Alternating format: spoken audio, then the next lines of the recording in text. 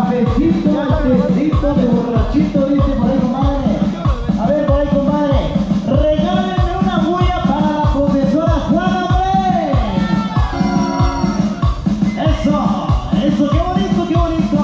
Una bulla para todas las mujeres gritonas. ¡Qué bárbaro!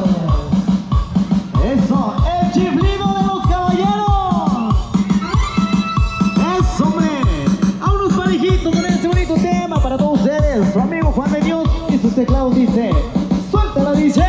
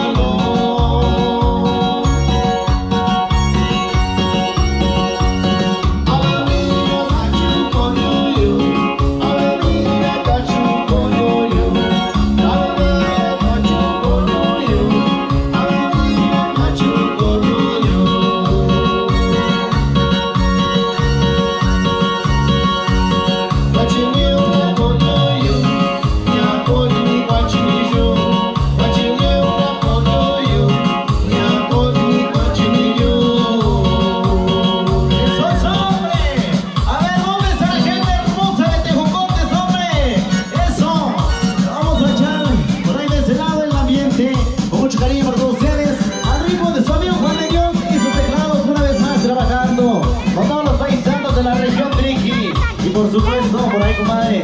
Vámonos haciendo una vueltecita por ahí de ese lado con mucho cariño. Al ritmo del sonido Juan de Dios y sus teclados dice por ahí, comadre. Suéltala, mi amigo, dice.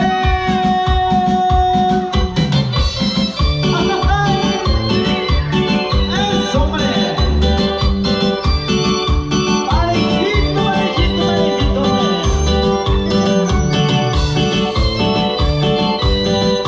eso. Que se vea bonito y se vea tierno, comadre.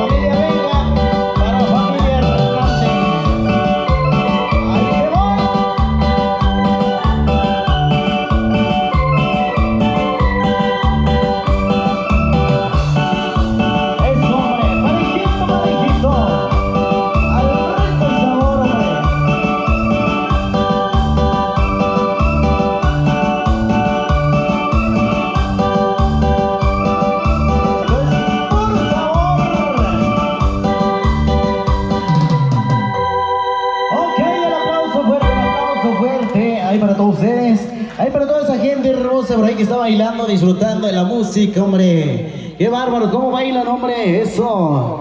Ay, para toda la gente hermosa que está pisteando también de ese lado. Ok, el huipil rojo, ok, más adelantito por ahí.